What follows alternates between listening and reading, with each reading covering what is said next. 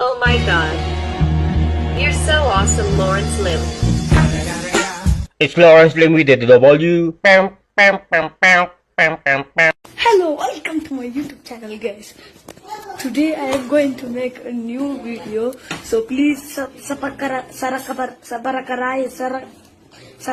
whatever. Hello friends, good morning. I am going to make a new video on my YouTube channel, and please subscribe. Please subscribe. Huh? Huh? Subscribe. Please Subscribe. please subscribe. Huh? Hip Hop Ori, shout out to all the people at Propac Airdrie. This video is for entertainment only. Now let's start the video. Don't forget to follow or subscribe and enjoy the video. Get out of there, it's gonna blow! Bomb has been defused. Circle around back. Sector clear. Okay, team, follow my command. Get in position and wait for my go. Coco Martin! Isang binata ang naglalakad sa supermarket upang bumili ng ilang bagay nang mapansin niya ang isang matandang babae na sumusunod sa kanya. Hindi niya ito pinansin at nagpatuloy siya sa pamimili. Nang siya ay pumunta na sa counter para magbayad, naunang pumila ang matandang babae sa kanya. "Paumanhin," sabi ng matanda. "Iho, patawarin mo ako at di ko maiwasan na tumingin sa iyo. Alam ko na, naiilang ka na. Kamukha mo kasi ang anak kong namatay kamakailan lang." "Ganun po ba? Condolence po at pasensya na at napansin niyo pala na iniiwasan ko kayo," sagot ng binata. "May maitutulong po ba ako para sa inyo?" Sumagot ang matanda ng pabulong.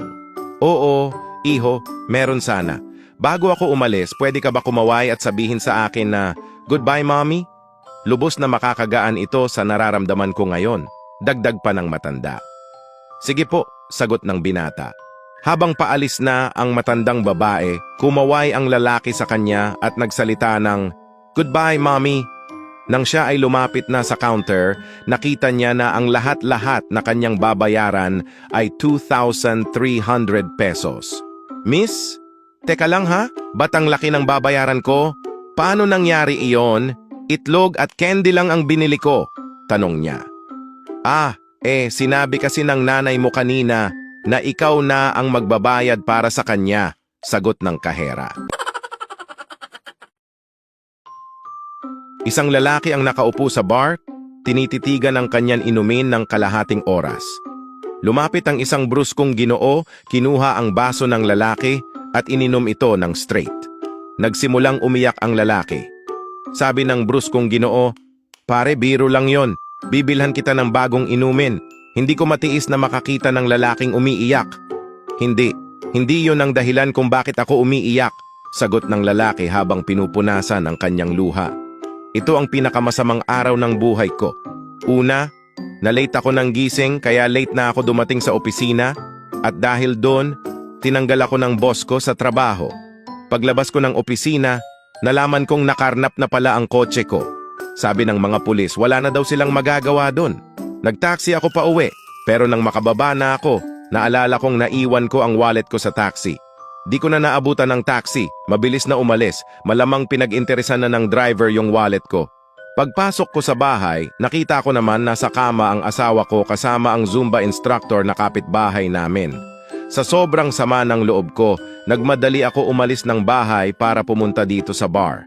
Nang iniisip ko na magpakamatay na lang, bigla ka naman dumating at ininom mo ang lason na dapat ay iinumin ko. Paanong di ako maiiyak pare, sabihin mo nga. Si Donald, na 90 years old na, ay nagpunta sa isang klinik para sa kanyang taunang pisikal na eksaminasyon. Lahat ng pagsusuri sa kanya ay bumalik na may normal na resulta na ikinatuwa ng kanyang doktor. Ngumiti ang kanyang doktor at sinabi, "Donald, mukhang okay ka naman sa lahat ng pisikal na aspeto. Kumusta ka naman mentally and emotionally? Payapa ka ba sa iyong sarili?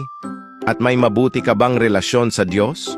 Sumagot si Donald na may ngiti sa kanyang mga mata Di ako pinapabayaan ng Diyos. Alam niya na mahina ang aking paningin, kaya tinutulungan niya ako na kapag bumangon ako sa gitna ng gabi para pumunta sa banyo, poof, automatic na sumisindi ang ilaw para makaihi ako ng maayos at poof, namamatay ang ilaw kapag tapos na ako. Parang magic hano. Napataas ang kilay ng kanyang doktor sa narinig at sinabi, "Wow, Donald, kahanga-hanga iyon. Mukhang mayroon kayong napaka-espesyal na koneksyon sa Diyos."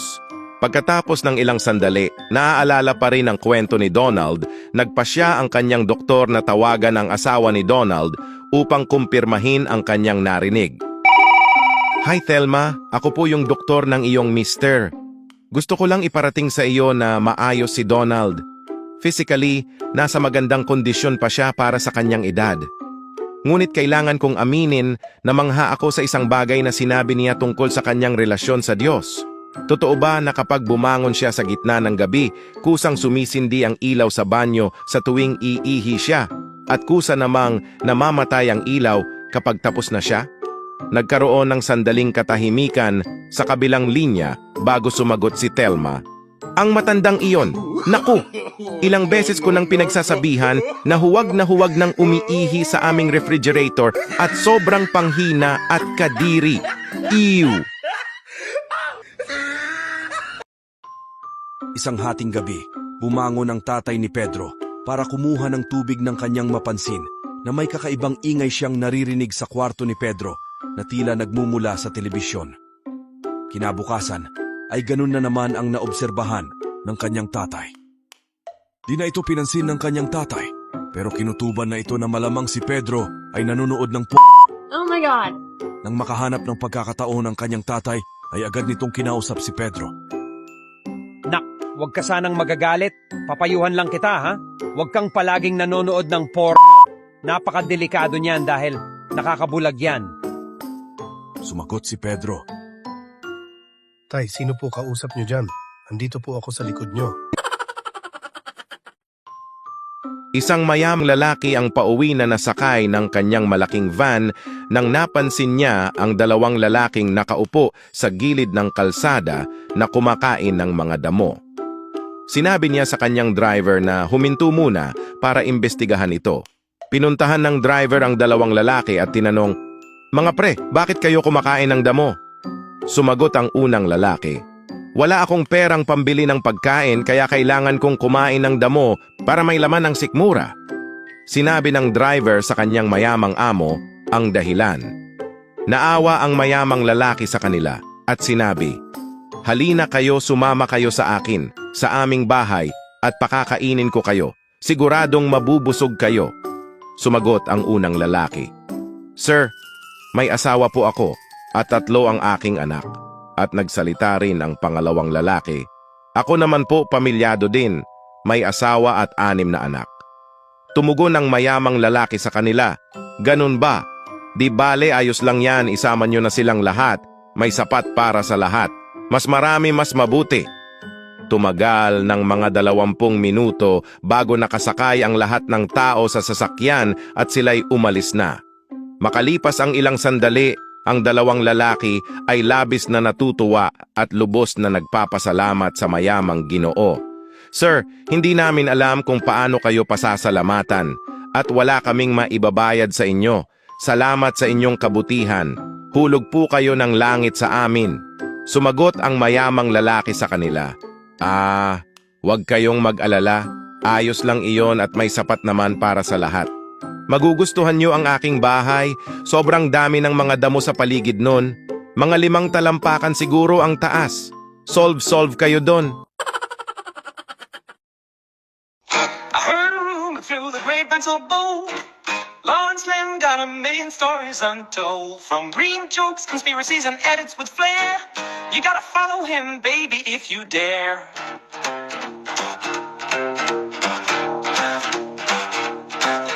Your feet feels empty without his magic touch. He got the blues and the laughs that you crave so much. With a click and a follow, you'll find some relief. Lawrence Lim, social media, a digital belief. Click, subscribe, don't miss a trick. Now, hey, Leave your worries and come on, click today. Lawrence Slim's got the content right in line. Follow him now.